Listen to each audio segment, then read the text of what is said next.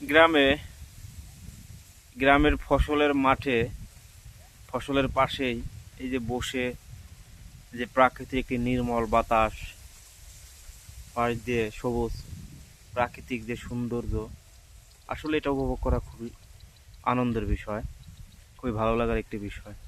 এখন চারিদিকে একদম সবুজ সবুজ যে ধান ক্ষেত, ফসলের পাশেই বসে থাকা, দেখুন কি সুন্দর নির্মল বাতাস, বাতাসে ধানের পাতাগুলো কিভাবে দোল খাচ্ছে। আমার এই সাইডে দেখুন গাছের পাতাগুলো কিভাবে দোল খাচ্ছে। আসলে এই যে বাতাস, নির্মল বাতাস, যে প্রাকৃতিক একটা বাতাস, এটার ভিতরে কিন্তু একটা আলাদা শান্তি আছে।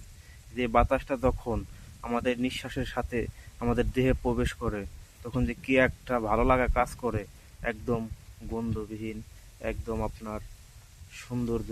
দেখুন কি সুন্দর প্রাকৃতিক সৌন্দর্য, আসলে ভালো লাগে, ভালো লাগতে বাধ্য আপনার। দেখুন আমি আপনাদের দেখাই, দেখুন চারপাশে ফসলের মাঠ, মাঝখানে আপনার কিছু গাছ আছে, পাশে সেলো মেশিন। আসলে দেখুন কি সুন্দর পরিবেশ, তাই না? আসলে কিন্তু এটা ভালো লাগে, ভালো লাগার মতো একটা দৃশ্য। কি সুন্দর বাতাস। আসলে আপনার যতই মন খারাপ থাকুক, যদি এই সব জায়গায় আপনি আসতে পারেন, আপনার ভালো লাগবে। এটা আপনার, আমি আপনাকে গ্যারান্টি দিয়ে বলতে পারি। এভাবেই নিরিবিলি আপনি এখানে থাকবেন, ফসলের মাঝে, প্রাকৃতির মাঝে, এই নির্মল বাতাসের সাথে, আপনার ভালো লাগতে বাধ্য, ভালো আপনার লাগবেই। তো দেখুন বন্ধুরা, আসলে সত্যি প্রাকৃতিটা অনেক সুন্দর। গ্রামের যে সৌন্দর্য, গ্রামের সৌন্দর্যই আপনার প্রাকৃতিক, ফসলের মাঠ, গাছ গাছালি, গাছপালা, এভাবেই কিন্তু গ্রামের সৌন্দর্য আসলে ফুটে ওঠে। আর যারা গ্রামে থাকতে পারে, গ্রামের সাথে মিশে গেছে, তাদের গ্রাম ছাড়া ভালো লাগবে না। যতই শহরের উন্নত জীবনযাপন হোক, উন্নত খাওয়া দাওয়া যাই হোক, আসলে গ্রামের যে বাতাস, গ্রামের যে মাটি, যার শরীরে একবার লেগেছে, তার গ্রামেই শান্তি।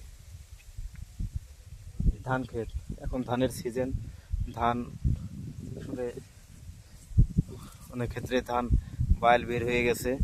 তো কিছুদিনের ভিতরে এই ধান পুরোটাই বের হয়ে যাবে। কৃষক ঘরে নেওয়ার প্রক্রিয়ায় আছে অনেকেই। তো দেখুন কি সুন্দর একটা পরিবেশ, ভালো লাগে।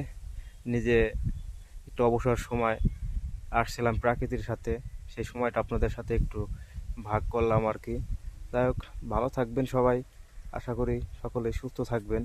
আসলে আমি চেষ্টা করি প্রতিনিয়ত প্রাকৃতির সাথে থাকতে এবং তার কিছু অংশ আপনাদের সাথে শেয়ার করতে।